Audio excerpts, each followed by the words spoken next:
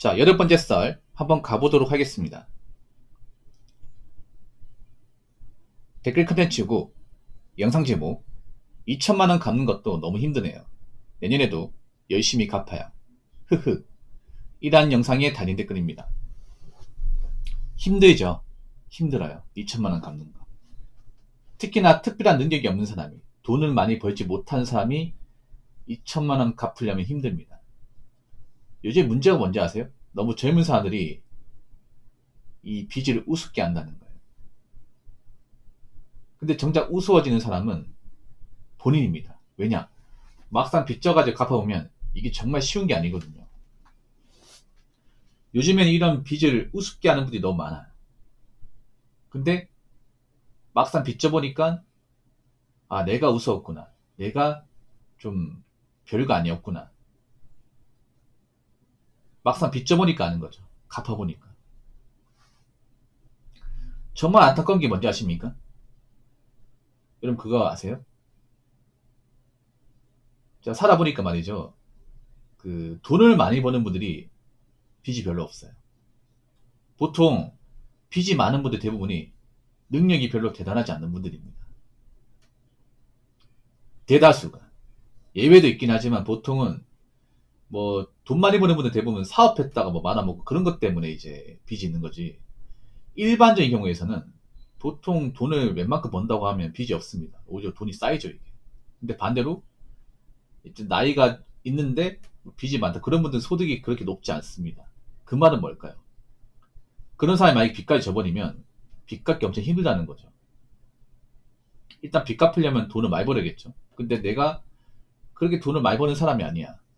그럼 어떻게 해야 될까? 정말 몸을 갈아가면서 일을 해야 됩니다. 보통 빚 갚는 분들 보면 어떻게 해요? 본업이 있고 부업까지 합니다. 그러니까 원래 빚이 없었으면 본업만 했겠죠. 그렇지 않겠습니까? 원래 빚이 많지 않았으면 그냥 본래 자기가 하는 일만 했겠지. 근데 왜 보통 빚 갚는 분들 보면 이제 본업에다 부업까지 뭐 쉬는 날도 없이 그렇게 일해가지고 빚을 갚는 걸까? 애초에 보인 능력이 대단하지 않으니까. 보인 능력이 대단하지 않으니까 그 월급 받아가지고 갚기엔 역부족이라는 거죠. 그래서 이제 뭐 일 끝나고 배달 뛰고 하는 거겠죠.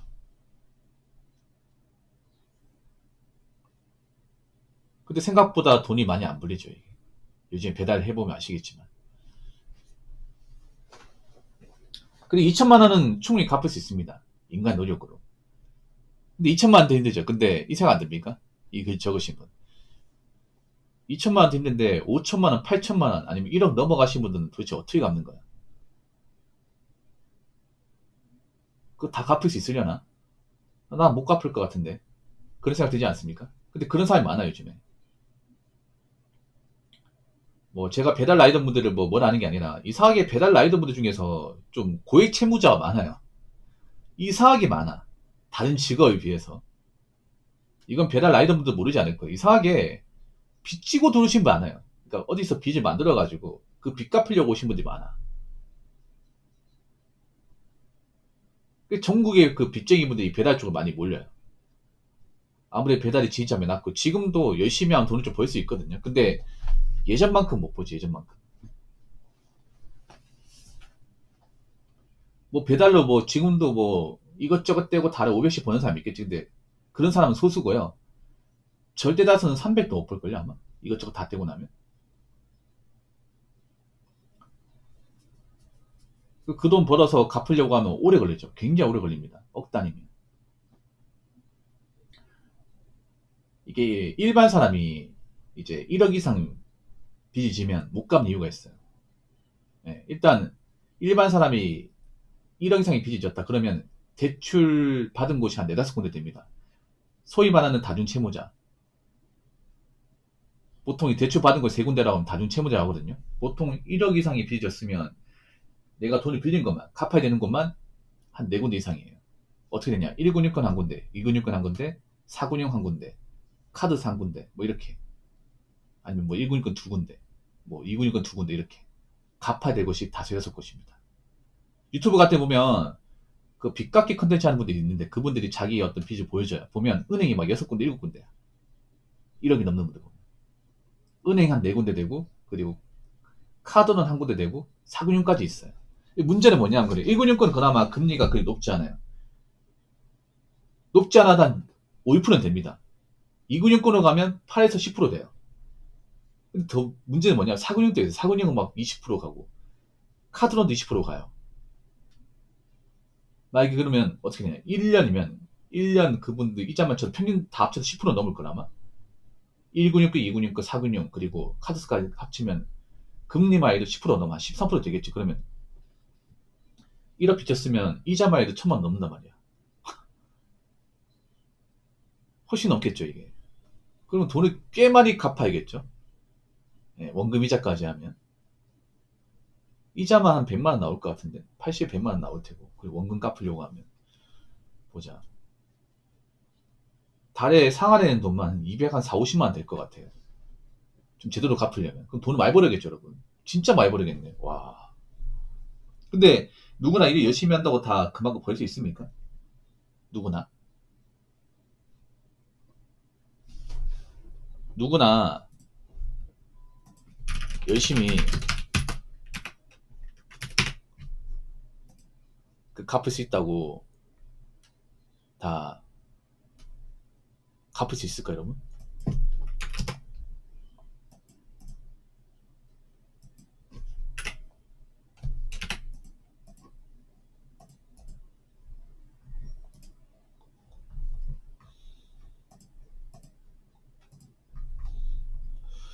저는 힘들다 생각하는데 힘들다고? 한번 계산해 볼게요. 얼마 나오는지. 1억. 금리는 한 10% 잡을게요. 10 잡고 5년 계산. 이렇게 하니까 이제 어떻게 나오냐면요. 그러니까 이제 만약에 내가 1억 빚졌어요. 그러니까 평균적으로 1억 빚졌고 뭐 1근육권, 2근육권, 4근육까지 다 합쳐가지고 전체 평균적인 금리를 연에 10% 잡을게요. 그러면 이제 5년 상환 기간으로 잡는다 치면 매달 갚아야 되는 돈이 원금이자 합쳐가지고 212만 원 정도 됩니다. 212만 원. 212에서 215 사이. 이거를 5년 동안 한 달도 빠짐없이 갚아야 돼. 그럼 돈을 좀 많이 벌어야겠죠, 여러분. 이거 낮게 잡은 거야. 아마 더 갚아야 될 거야. 제가 봤을 때는 아까 204, 4, 50, 50까지 잡았어요, 저는. 원금이자까지 합쳐가지고. 그럼 돈을 꽤 많이 벌어야 돼, 이게. 5년 동안. 쉬지도 않고. 아마 저렇게 갚으려면 안 쉬고 일해야 될 겁니다, 안 쉬고. 근데 문제는 저렇게 안 쉬고 정말 일만 하면서 5년 동안 꾸준하게 갚을 사람들이 얼마나 있겠냐는 거죠.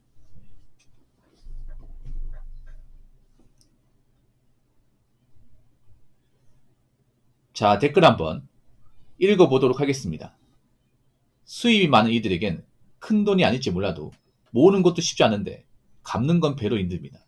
그걸 알기에 최대한 빚을 안 지려 합니다.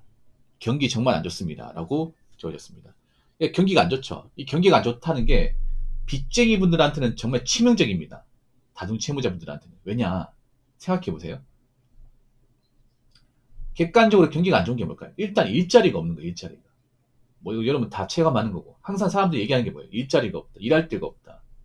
팔아주는 것이 없다. 여기저기 지원하는데 뭐 면접 볼 기회가 없다. 이런 말 하잖아요, 여러분. 그렇지 않습니까? 그러니까 우리가 직장에서 버티기 힘들지만 직장이 나오고 나서 일 구하는 게 정말 힘들어요. 경기가 안 좋으면 우리가 만만하게 봤을 때 일자리도 만만하게 볼 수가 없어. 왜냐? 잘 안 뽑으니까. 경기가 안 좋으니까 우리가 만만하게 봤던 아르바이트, 뭐 배달, 아니면 뭐 택배, 물류 이런 쪽의 일자리가 좀 귀해지지 않습니까? 왜냐? 너도 나도 지원하니까. 아마 그런 아르바이트나 뭐 택배 물류 지원하는 분들은 경제적으로 사정이 많이 안 좋겠죠. 갚아야 되는 빚이 많겠지. 그러니까 이제 그런 거 마다하자고 지원하는 거야. 근데 그런 사람이 너무 많은 거야, 이게. 정말 정말 많은 거예요. 근데 문제는 뭐냐면 그런 거죠.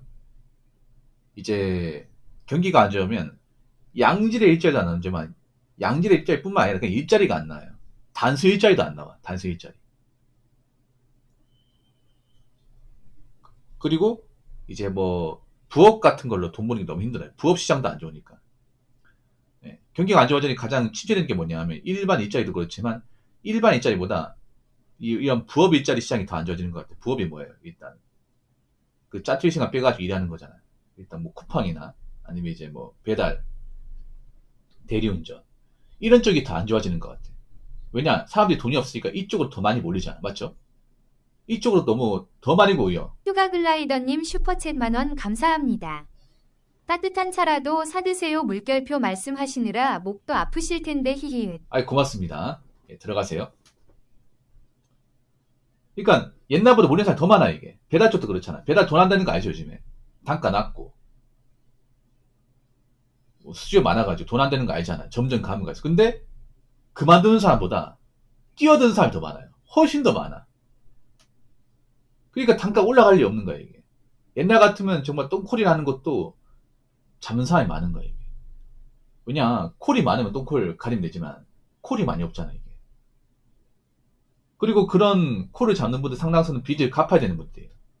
돈을 벌어야 돼. 많이 벌어야 되는데, 생각처럼 많이 벌지 못하는 거죠, 이게. 이 미치는 거죠, 이게. 옛날 같은 그런 거죠. 옛날 같은 경우 이제 내가 이제 바이크로 7시간 타면 한 15만원 벌었는데, 지금은 10만원 벌기 힘든 거예요. 객관적 빚 갚는 게 더 힘든 거예요, 이게. 힘이 붙이는 거죠. 그러니까 누가 힘들어? 뭐 지금 돈 많이 못 번 사람들이지만 빚는 분들이 힘들 수밖에 없는 거예요. 빚는 분들이 빚 갚으려고 하는데 내가 생각하는 것처럼 잘 안 되는 거예요, 이게. 아무튼 그런 상황이기 때문에 지금은 빚을 안 받는 게 중요합니다. 돈을 많이 버는 것도 중요하지만 쓸데없이 대출받아서 채무를 늘지 않는 게 중요합니다. 그리고 빚진 분들은 어떻게든 갚으세요. 어떻게든. 여기서 안 갚으면 점점 더 이제 빚의 늪에 빠집니다. 이 빚의 늪에 몸통까지 담그는 순간 스스로 나올 수가 없습니다. 아시겠죠? 자, 이상으로 8번째 썰 마치도록 하겠습니다.